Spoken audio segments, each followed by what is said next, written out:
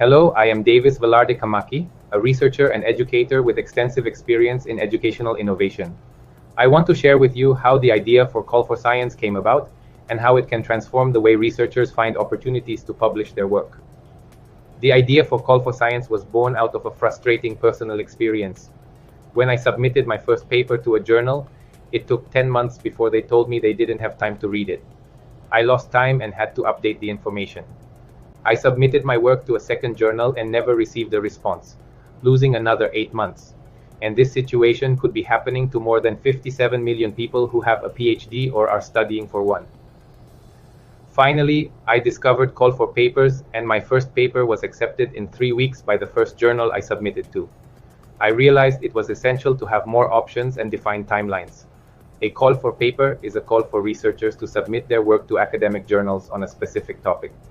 Call for Science centralizes these calls from over 1,500 indexed journals in education, making it easier to access publication opportunities. Now I will introduce you to the platform we developed, Call for Science. We have the option to switch between English and Spanish. On the main page, you can find a brief summary of who I am and the potential of this page. Our main feature is the call for papers. You can see the different calls from the 1,500 journals in the field of education, which we review constantly. Here we have a search bar. For example, we'll enter artificial intelligence as a keyword.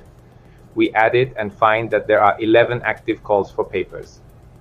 If we want something more specific about the journal's level, we can use this filter and find a call that ends on August 15th. We can see the summary of the call as well as the keywords. If it interests us, we click and it takes us to the main page. Every journal found on Call for Science is curated and verified, indexed to Scopus. There are also calls that only ask for an abstract, so we could write a 500-word proposal instead of a 20-page paper, saving researchers a lot of time. We can also see the publication fee and the journal's quartile. Likewise, we can click and go directly.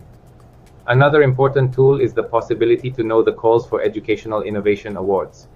We can see the awards and the links to confirm if the award is available. Another tool we are developing is the calls for conferences, which are only indexed to Scopus and Web of Science.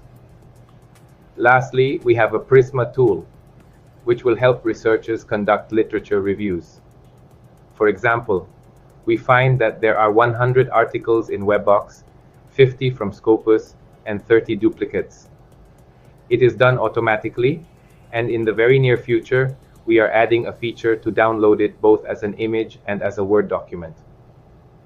If you also want to be informed about the latest updates on our page and receive the latest calls, please subscribe to our newsletter to get all the information.